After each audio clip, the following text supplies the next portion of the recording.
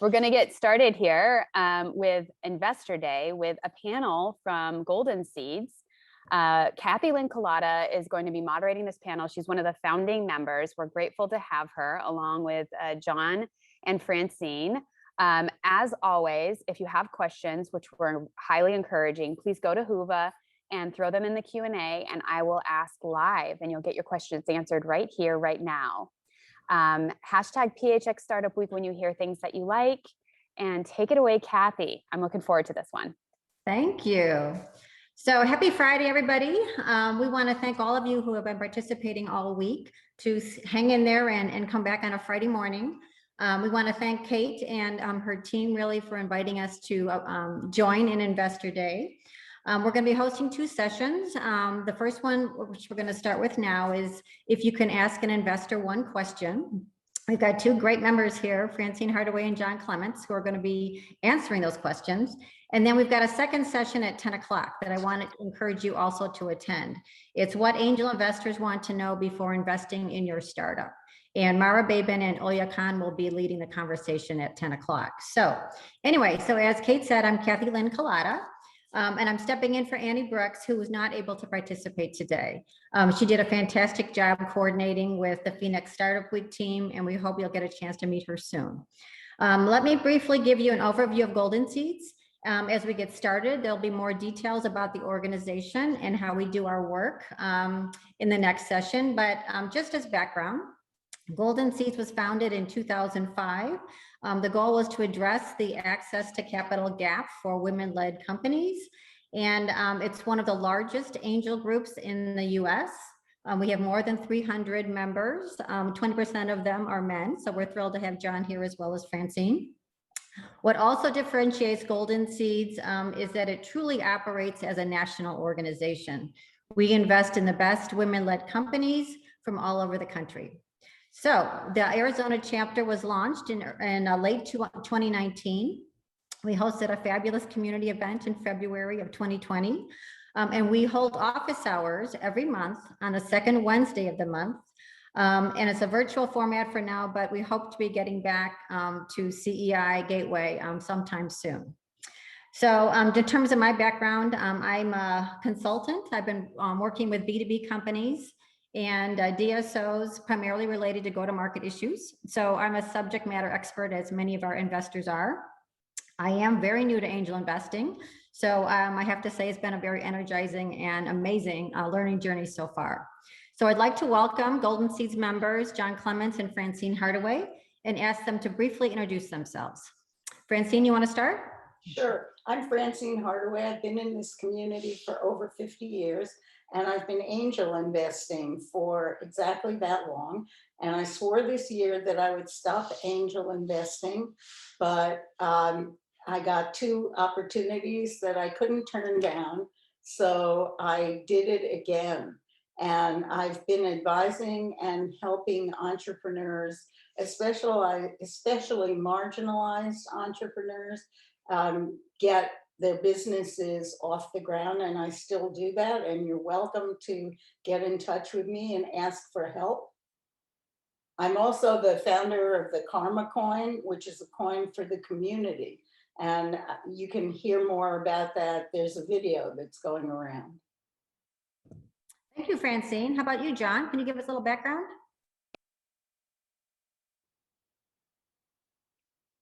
John, we can't you're on mute. Sorry about that. Good morning, everyone.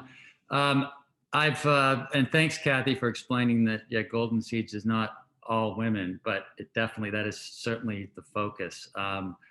I've been involved with the organization since 2017, primarily in New York, but now also in Arizona since our startup here in late 2019. I began my career in banking and investment banking and later moved to private equity investing, where I've been fortunate to work with a number of early stage companies and wonderful entrepreneurs. And I have to say angel investing is a wonderful experience, especially with this group. And back to you, Kathy. Okay, thank you. Okay, so we're ready to go. So one of the things that Kate mentioned at the intro, we really want you to put your questions into the Whova app. She'll help us kind of field them as we go. But we're going to start the session with some questions we received earlier in the week from some of the attendees. So Francine, we're going to start with you. We've got a couple questions from Charlotte Bowens. Her questions are, how does a business pitch to a seed angel investor? And what is the most important information they want to know to make their decision about investing in your business? Francine? Okay, so if it's a seed investment, it's really different from an angel investment, because an angel investment is usually bigger and a seed investment is small. When you are investing in a seed company, which is kind of what I do, what you want to know is the entrepreneur really committed? In other words, is this something that you really want to do? And actually, if someone is married, I always ask the question, does your spouse know you're doing this? Because when you're getting into a company, you're getting into a 5-year commitment. I also want to know whether you have a second in command of any kind, so that you can, what we call, pass the bus test. Like if you got hit by a bus, what would happen? So these are like major investment questions that I ask seed companies. And then of course I ask them the basic 3: team, technology, traction. Who's on your team and can they get this done? What's your technology? And have you even, and I have found this, I've coached 1,700 companies. So sometimes I say to the company, what's your competition? What's the competitive landscape? And they're like, I have no competition. I found out that they haven't even Googled to find out if there's anyone solving the same problem. So it's basically, what problem are you solving? Are you the right people to solve it? And in a seed investment, you would like to see traction, but except for online companies, you usually don't. You're writing a check on the come in a seed investment, and you're really doing it. I learned this from Dave McClure, who's been doing it for about 15 years. You write the first small check into a company, and it's like goodbye money, but you ask the questions anyway. Thank you, Francine. John, any comments on this or before we go to the next question? And John, you're on mute. Yeah, it's a long topic that we could go. I think the next question relates to non-quantifiable scaling. Yeah, why don't I tee that one up? Yeah. Okay, That's right. It's a great transition. It is. It's a great transition. So we got a question from Aaron Chavez and some very similar comments from Dan Visa. So the question is, when you look at potential investments, what are the most important non-quantifiable skills a startup must have before you look to invest? So the focus is really on soft skills. Some of Dan's comments were really related to coachability and self-awareness. So John, can you take this one? No, yes, it certainly it is a great question, and Francine touched on a lot of it. Certainly at the top of the list would be a strong leader, and a strong leader with passion, drive, and a clear vision about their mission. Coachability is essential, as is flexibility and openness to working with a board and an investor group. And not every entrepreneur is prepared for that. And that is something that you start to get a feel for when you're sitting down, sort of hearing what their story is, what's motivating them to do this, and what their background is, where they've come from, what their journey has been really that sort of led them to this. And again, as Francine said, a strong team is important as well. The team doesn't have to be complete. It may just be one person initially, but we don't like to see sort of a single entrepreneur who we're making a bet on solely, and that person feels like they've got to do it all and is trying to do it all. As for the team or even that one other person, it really is important that they be adaptable, that they be able to wear multiple hats and play multiple roles, especially in the early period of a company when you really need to run as lean as possible. And a little more on that shortly. But in essence, all of these non-quantifiables sort of involve the people. That's a great comment. And so one of the things that I will say in addition, because I did my first due diligence as a lead this last year, is one of the things that I was looking for is how well the entrepreneur and the team listened to the questions and also to any of the feedback they got from the team, or from our team. So I think there's a whole bunch of like how they interact with the potential investors as you go through the journey together. I think that's a very telling point around how this entrepreneur and team may react down the road. Once you have an investor, you have a wife or a husband, you have another person in your family. And so there has to be some chemistry there with the investor as well. But you have to be able to allow yourself to fall in love, so to speak, without falling in love with the wrong person. That's right. Very, very good observation. Okay, so then let's move on to, again, I'm kind of going through this fairly quickly just because we want to make sure we can get to all of your questions. So I'm going to ask Francine a question from Connor Hudson. And his question is, how has your lens of analysis for specific companies or the attractiveness of verticals in general changed because of the pandemic? Francine? Well, I've been investing for a very long time, and I can, and one of my best friends, Joan Kerber Walker, runs AZ Bio.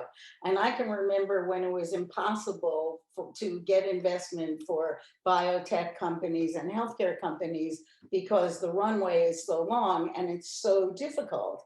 And what happened during the pandemic, and actually it had started to happen before the pandemic, the next wave of real investment is going to come in biotech and synbio and medical devices and healthcare in general, because people have finally figured it out that healthcare totally needs to change and that we have the resources to make it change. So Golden Seeds really leapt on the bandwagon during the pandemic because they started a healthcare task force, and they started training every investor. Then this is the cool thing that happened during Golden Seeds. When all the meetings went virtual, Golden Seeds went national. So it wasn't just Arizona, members that learned, but members all over the country. And some of actually our members who knew a lot about healthcare, because we always had a focus in that direction, taught all the other people how to invest in a healthcare company or a company that could be brought to market very quickly because it was needed for the pandemic.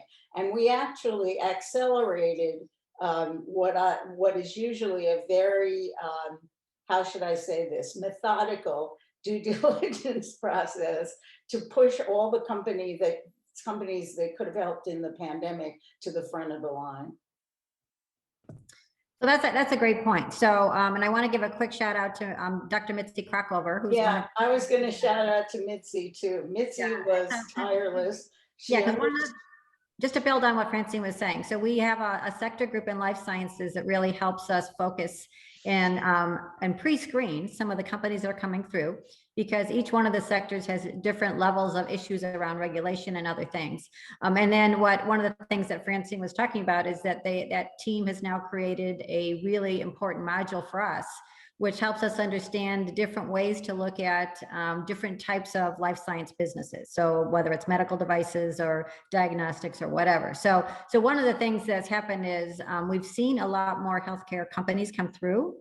I think historically we've invested about a quarter of our investments in healthcare. We've seen the percent of applications in the last year is much higher in healthcare than it was before.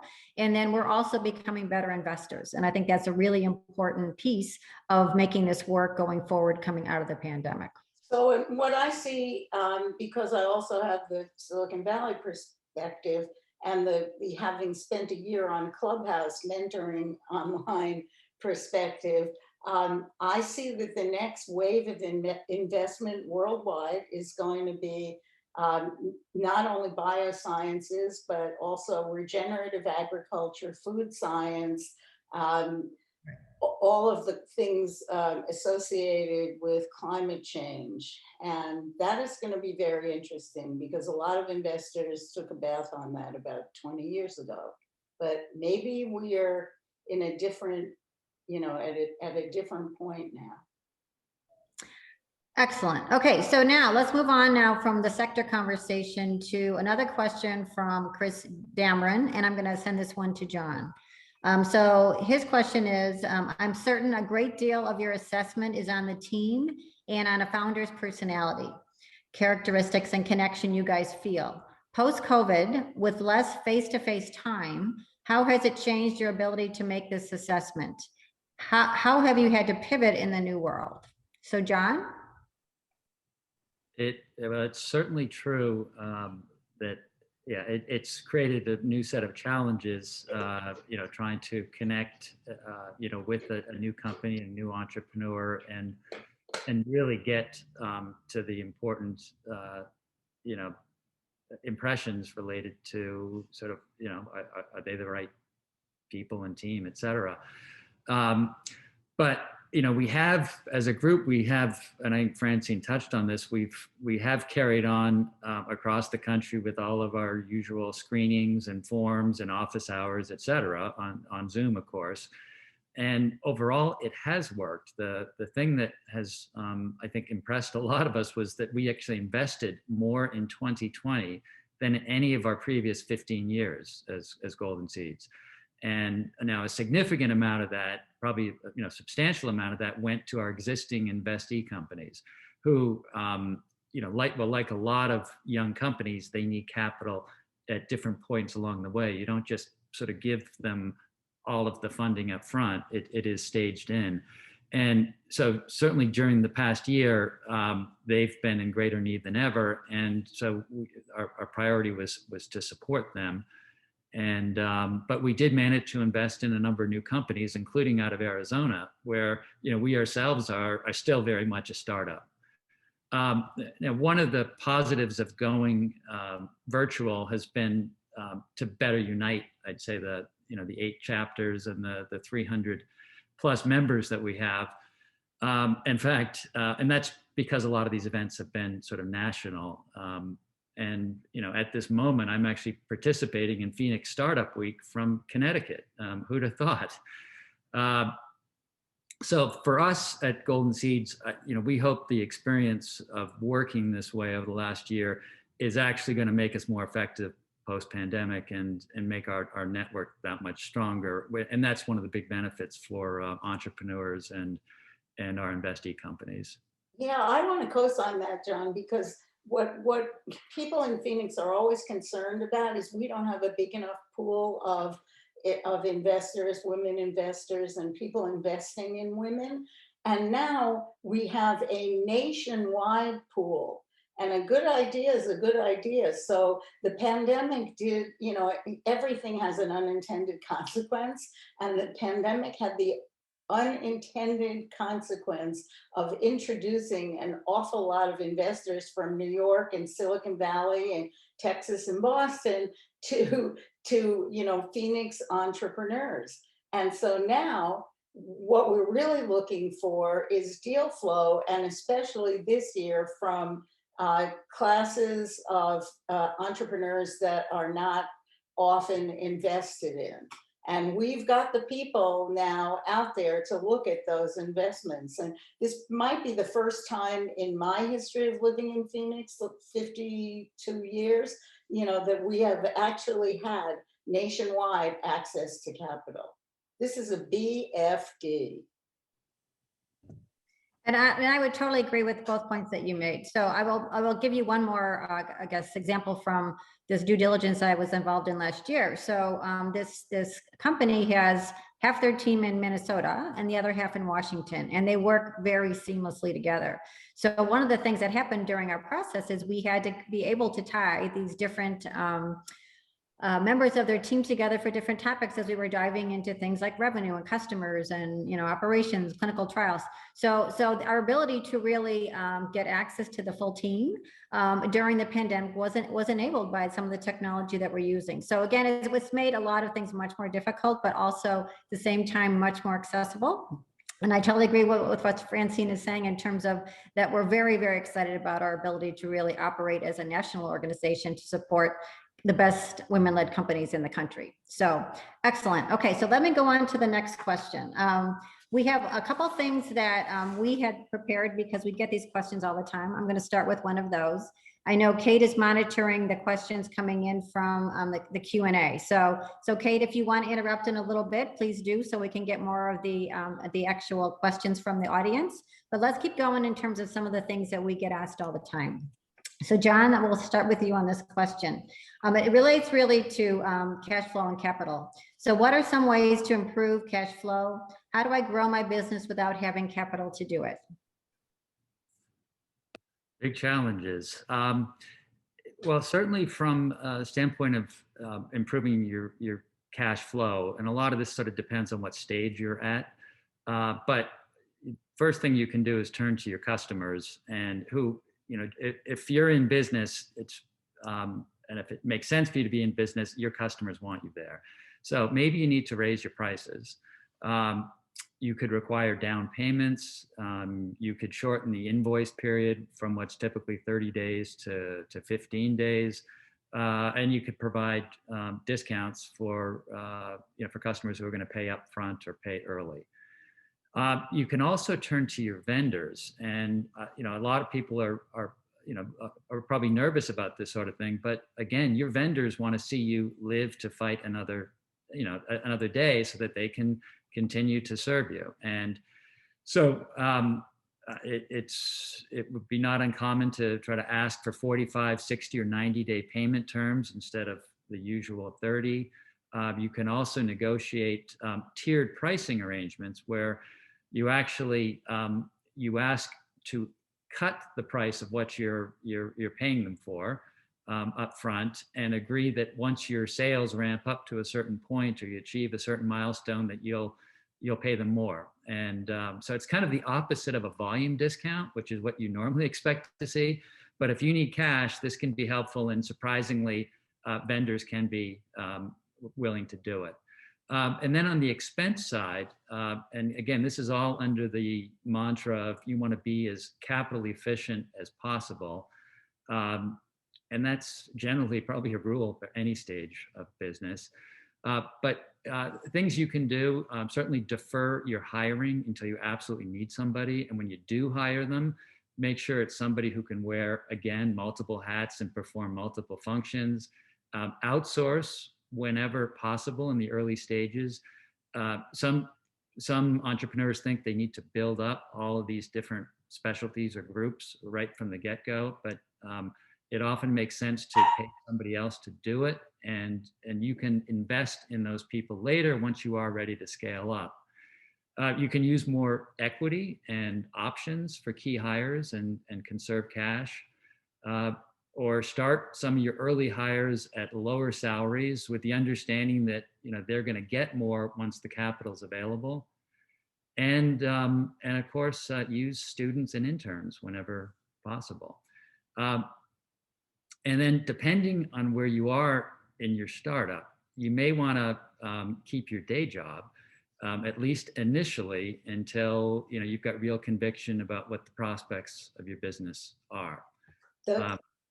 Now, kind of the related question is, how do you grow your business without capital? And you've done everything you can, say, on the expense side, and again, this kind of runs. There are things you can do to get capital, but again, even if you do have access to outside capital, there is sort of a long tradition of running lean and mean and it's known as bootstrapping. And a lot of you probably are familiar with this, but it's basically taking your business as far as you can and as long as you can before you accept any money from outside investors. And And this is done, again, even folks who have capital, they do this because outside money comes with a whole new set of issues and things from ownership dilution, disputes and disagreements over what the right valuation is for that money, control issues. An entrepreneur's basically, a founder's used to sort of calling their own shots and running full show. And now all of a sudden they've got reporting requirements. There's a board of directors asking lots of questions, offering lots of advice. Not all of that is wanted. And in short, it's no longer an entrepreneur kind of running things by the seat of their pants. And then in addition to all of that, you've got the intense challenges and the time required to get funds raised. And that, of course, hurts your ability to run the business. So all that said, many entrepreneurs are happy to have good value-added investors, and it's worth the pain and the trade-offs to get them. Again, back to while you are bootstrapping, there are things you can do to get capital. At the top of the list, of course, which everybody should be thinking about the day they're writing up their business plan, are your friends and family. And a lot of well-known entrepreneurs from, Jeff Bezos started Amazon, with funding from his parents, and a number of other well-known entrepreneurs have done the same. Mark Zuckerberg's father bought the first set of Facebook servers. I mean, it is really friends, family, and fools. Yeah, I wasn't going to stress the fools, but but if you can get non-friends to do it, great, because there's not really, it's hard to make a compelling pitch to an investor who doesn't have a reason to help you. And so further down the list, you can run Kickstarter or crowdfunding campaigns. There are startup accelerators, some in Arizona and numerous ones around the country. The accelerators provide some startup capital. They offer coaching and other developmental, strategic and business plan help. And also they're a potential source of introductions to investors if you are ready to go that route. And then there are grants, especially if your business is addressing some important need. There are a number of groups out there that have money and they're looking to support businesses that are addressing problems that they would like to see solved. And a number of those fall under the healthcare banner, but there are a number of sectors that where you could find grants. And a big advantage of grant money is it's non-dilutive, and it's often sought even after a company has angel and even institutional investors. So, I mean, we're angel investors in a number of companies that are continuing to get grants, and we love it. They love it because, again, it's not diluting us, and it's extending the runway for our companies. And there are government subsidies and loans for early stage and small businesses at the federal level and at the state level. And then lastly, there's always personal debt. And I've known entrepreneurs who at the very beginning, before they got to us, they ordered as many credit cards as they could get. And they would sequentially max them out and then sort of cycle through them and live, it worked. So you do whatever you have to do. And anyway, back to you. There are two really good equity crowdfunding sites that I would recommend that I learned about this year. One is called Start Engine, and you can raise, I've seen people raise $1 million or $2 million on Start Engine, and another is Republic. And those equity crowdfunding, and then there was the old one, which is pretty corrupted by now, called WeFunder. But there really is such a thing as equity crowdfunding now, and because the rules were changed during the last recession, so you can use that. But basically, you're going to use credit card debt and family funds and bootstrapping. And I recommend bootstrapping all the time, or customers, because if you don't have customers, you ultimately don't have a business. So I think the first thing John said is the most important thing. If your customers want to see you in business, you'd be surprised how much they will help. If you have any questions about how to run a lean startup, we had the author, Eric Rees of Lean Startup on yesterday, and that talk will be, we recorded and played back to our community. We have 7 questions for you guys, so can we hop into there? Let's do this. Okay, first one, with 4 upvotes. So, having trouble responding to objections about how early my startup is. We're working in an emerging market, legal tech, and oftentimes investors and accelerators turn us down because we're too early and we don't get much more explanation than that. What does that actually mean? And how do we preempt a response to this in our next meeting? That's a slow no. You know, I mean, if they thought it was exciting, and I, you know, being truthful, legal tech is one of those things that you have to have a strategic investor because they have to know why it's necessary. And when they tell you it's too early, what they mean is we don't know enough about this field to know if anyone is going to buy this product. So we're not going to take a chance. So I'm going to jump in also, John, and I want to get your point of view on this. So I agree with what Francine's saying. I've got a slightly different lens on this. I think when I think of it's too early, I think that I'm not seeing enough traction around customers being interested and willing to pay for your product. So it could be because the market's not big enough, or we're not sure whether it is, or it could be you just haven't made enough progress on the sales side to show that you really have a business that's scalable.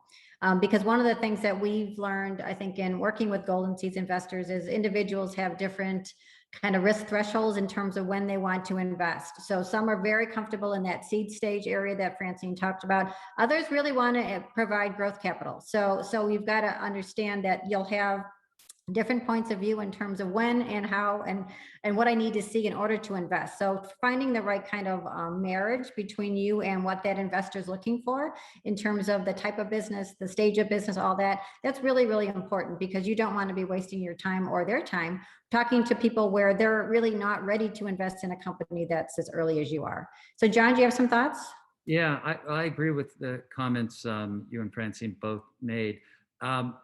I don't have any issue with, I'm familiar with legal tech and actually know some people in it. And there's nothing wrong with the sector. It's probably a question of progress at this point. You know, I think there's no substitute for having customers, paying customers, you know, to point to. And I didn't get a sense from the question whether there are some at this point or just how significant they are. But that doesn't mean that you don't try to some degree. This is where it's a fine line because there is a question on Hoover somewhere that says, what is the best stage of the company to start approaching investors? And the answer is as early as possible, but don't expect a yes. What you're doing is you're introducing your company to the and your product and your idea to the investor. And you're basically asking for advice and getting on the investor's radar screen so that when you're ready, the investor will know who you are. And in Phoenix, this is really a very common, I'm going to say, trick, because there are certain companies that we know have pitched at every pitch competition and gotten to every, you know, gone into every accelerator and taken advantage of everything. And I can only think of, you know, one of them offhand, but think Neolite, which has been around for 3 or 4 years and took a long time to develop traction because, of course, it was a biomed company. But because they were out in front of the community all the time, they eventually did get their funding, and they're, you know, and they're expanding now. That is our next question is, what is the best stage of the company to start approaching investors? John and Kathy, do you have any input on that? You can start conversations again, as you know, as identifying them is good to do early. And you can get good advice from investors, even if you're not ready for capital. So I think you want to get your ducks in order. You do want to have a good, clear pitch to make, and you know, you only have sort of one chance to make that good first impression. So it's important to make sure you are at least ready for a conversation from that standpoint, but go into it with maybe the view that you're going to you want to learn something from them, and you're not expecting money right away. And that is actually something you can do through Golden Seeds too, through our office hours arrangement, which I think will be covered more in the next session.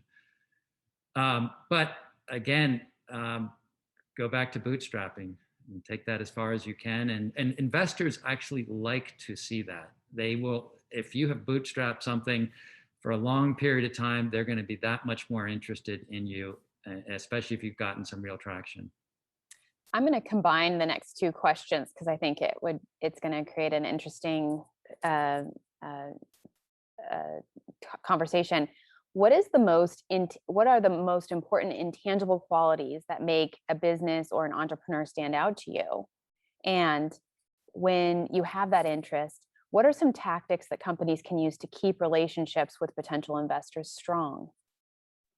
Perseverance is the most important quality that an entrepreneur can have. And it really is, starting a company is like pushing a rock uphill, and you push it up and it gets heavier and heavier as you're pushing it up higher and higher up the hill. And at some point it reaches the top of the hill and then it starts rolling down. But that takes an awfully long time. And you have to be a pusher. You really have to be a pusher. You have to be one of these people who believes in the idea so much that they won't quit. Right. And I agree with that, because I think that comes through that, this is a little bit of what John talked about at one point about understanding the entrepreneur's journey and kind of the motivations behind why they started this business. A lot of that really starts to show up when you see how hard that they've worked to try to create this business.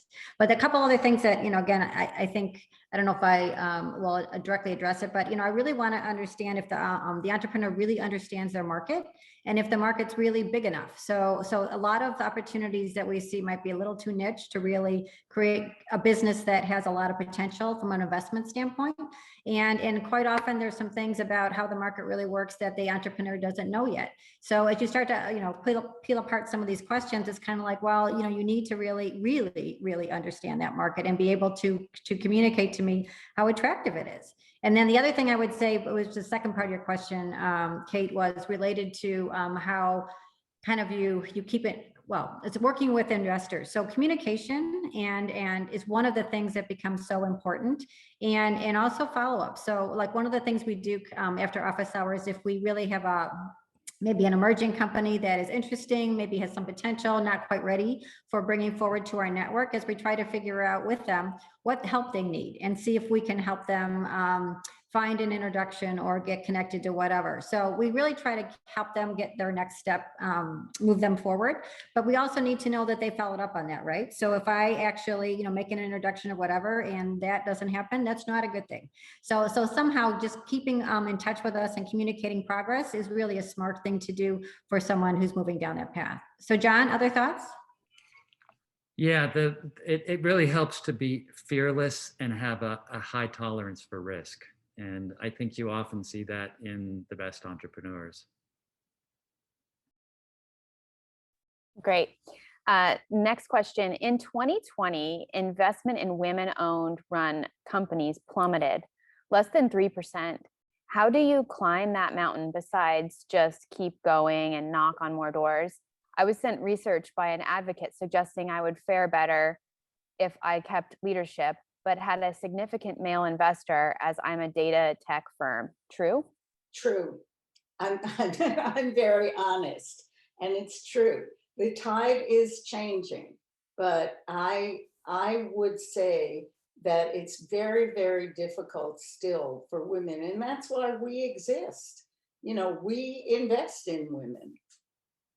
Yeah, but I would say that, one of the things that, is kind of suggested by this question is, we actually, we invest in women-led companies, but we don't invest just in all women companies, right? So we invest in diverse leadership teams, because that's really where the data suggests that you get much better outcomes. So we often have entrepreneurial teams that have one or two women and maybe, you know, a man as part of it. So it's really the diversity of the thinking, the way that they work, a lot of things that really start moving that business forward. That whole conversation John had about being very conservative in how you use your cash and being very efficient and the use of capital, all of that, a lot of that are things that we tend to see coming out of the women that we're funding. But again, I think the diversity of the team is important. So that's something I would consider. John, do you have any thoughts on that? Diversity is a big thing, and they do, you know, the evidence, I think out there, the studies that have been done have shown that the boards that have the most diversity, and whether it's, you know, women or minorities, race, etc., tend to actually perform the best. And so we actually do back companies at Golden Seeds where there's a male founder or a male CEO, and our only requirement is that there be a key leader of the team, a key member of the leadership team, who's a female. And more often than not, it actually is the founder and CEO. But again, there are a number of instances where there may just be one woman in a key role there, but it's a requirement that for us that she have significant influence and meaningful ownership. Okay, next, will a survey suffice to demonstrate interest in a product? If so, how many subjects are needed to demonstrate desirability? We have a prototype that has been tested, but market tests are required to launch. No. You need more than a survey. People answer surveys all the time, and then they go and do the opposite of what they said on the survey. You really need some proof that the person is going to buy and pay for what you're producing. And it doesn't have to be a lot of people, but you have to have, and one thing that you could do at the beginning is give people a 30-day trial. If you have a lot of belief in your product, give a 30-day trial, or what I always suggest is tell people that if they're willing to be one of the first customers, they can have it for half price. Because what you want to know is there a market? You can worry about the price next, but you need to know if there's any kind of market. And you can only tell that by real proof of purchase, because people lie on surveys all the time. Well, and the other thing I would say on that one too, I think Francine's exactly right on that one, is if it's a product where there is some type of a repeat purchase cycle that is, you know, is short enough, we're going to want to see that too, right? So it's not only that they bought it the first time and paid for it, but that they're willing to buy it again. So there's this whole dynamic in terms of what the length of time is for your for adoption and repurchase. That really is a huge factor in terms of evaluating whether or not you've got proof that the market really is going to commit to your product. John? This is friends and family funding still. Okay, thank you. Lastly, most often one really doesn't know what the upside of an investment would be, or whether the idea, rather execution, would fail. As an investor, what have you learned on how much or how many investments that you make?